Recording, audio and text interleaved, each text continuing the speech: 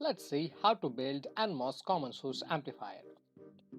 So create a new project by clicking this, and we need to import or include the NMOS component. So for that, just type NMOS, and this is already interconnected.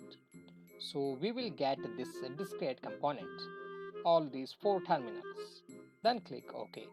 Then here we get the NMOS. So just click this and it will going to place in our circuit field. Now we need to name the drain, gate and the source and the base, because it will not get to confuse. So this is the drain of the NMOS. It is always follows like drain, gate and the source, and this is the base. So this is the drain and this is the gate. Okay, so this is the gate and this is the source. Then this is the base. So always remember the base is connected to the source. So to choose the wire, just click on this pencil mark and okay, so yeah, now this is connected. Now in order to make the common source amplifier, we need a input voltage source. So just type V on a keyboard, or you can go to the component, or that also you can select. So this is my voltage source. I'm just keeping here that we need to give it to the ground. This I'm going to call this as VGS. And another voltage source we need, that is from VDS. Okay, that we are calling as a VDS. Just click V and just place this one, and this we will just call this as VDS. And we need a resistor. So since it is a common source, the source has to be common for these input and the output. So we need to, okay, I'm just taking the ground, and this negative part is get ground, and even the source has to be grounded, and this also ground, because this is common. The source is common to both the input and the output. So these things we need to connect using the wire. This is our source. Okay, source is connected, and this is the VGS negative and this is VDS negative. And we need to have a register. Just click R, or you can just select from here. Okay, then just place this register here, because we need to get the output amplified. So whenever the current flows through this register, there will be the voltage drop across this register, that we are taking this as a output. So we need to connect this. So okay, then this we need to connect to VDS. Okay, now when we click this zoom full extent, it will just visible to whole the screen. Then we need to connect even the gate to this VGS. Now let's say this register is of 2 kilo ohms. Just right click on this, and here you will get the resistance. Just keep it as a 2 kilo ohms or anything like 2, 3, 4 up to 10. Then we need to, okay, so VDS and VGS are there. So for this NMOS we need to give the specify the two parameters. That is, we need to tell what is its cutoff voltage, that means the threshold voltage for this NMOS, and even the Kp value. So for that you just go to this spice command and the spice directive.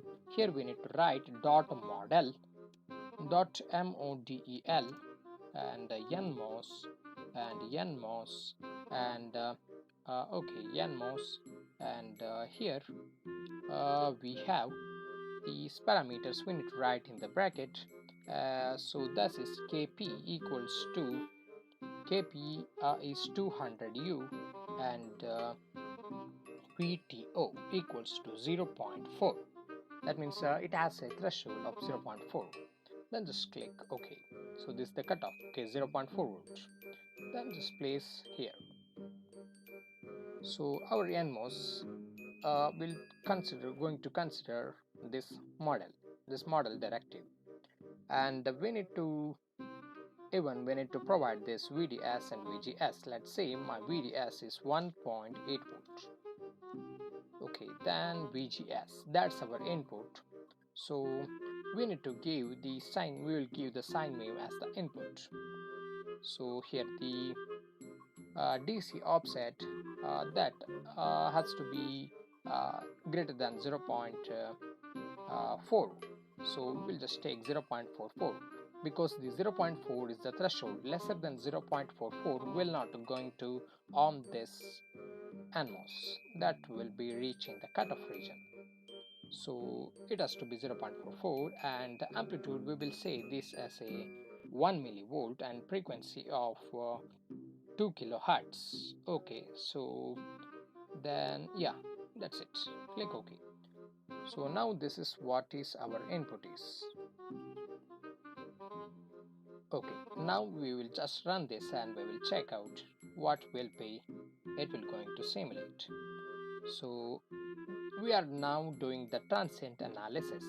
So stop time, we'll just give this as a okay, so 10, and time to start saving the data, that is okay, we will just give uh, so 1, and maximum time step we give as a time.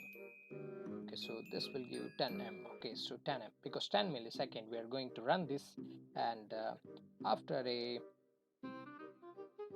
okay, so after a 0, that means after the instant of the starting of the simulation, it will going to store the data, and till the time step of 10, that means each time it will going to increment the step by the 10 until it reaches the 10 millisecond. And just click OK. Then okay, so we got like this. This we don't need. Okay, so I'm just run this, so we'll get something like this. So now we have this voltage probe, and this is the current probe. So our input, we just need to check whether our input is a sine wave. Yes, it's a sine wave. If in case it is not coming as a proper sine wave, you just need to go to the, okay, just click on the circuit and go to, so here, okay, so go to simulate and go to the control panel, and here you can see the relative tolerance. You just increase this to, that means decrease this value by putting some zeros extra.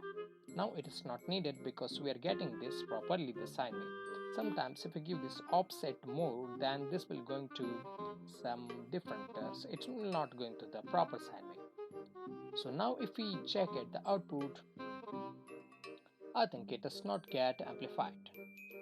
It's 1.79. No, the output is not get amplified. We forgot one thing. We need to set the okay, the length and the width of these NMOS.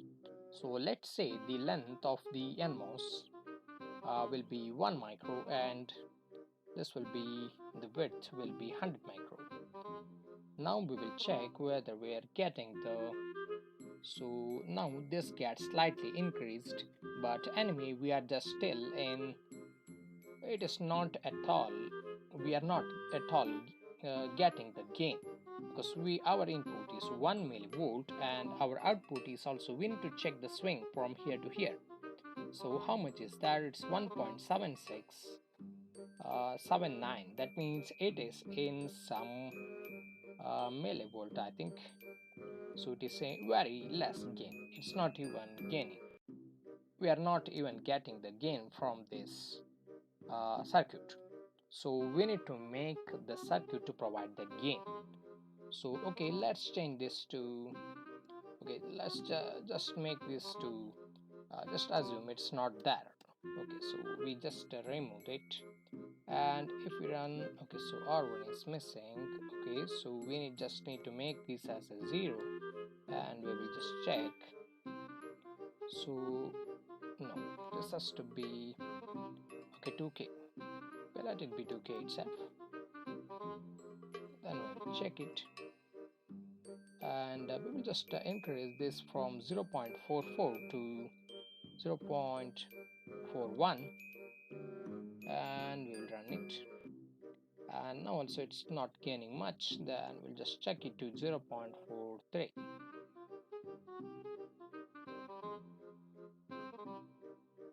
and let's just check this to 0.44.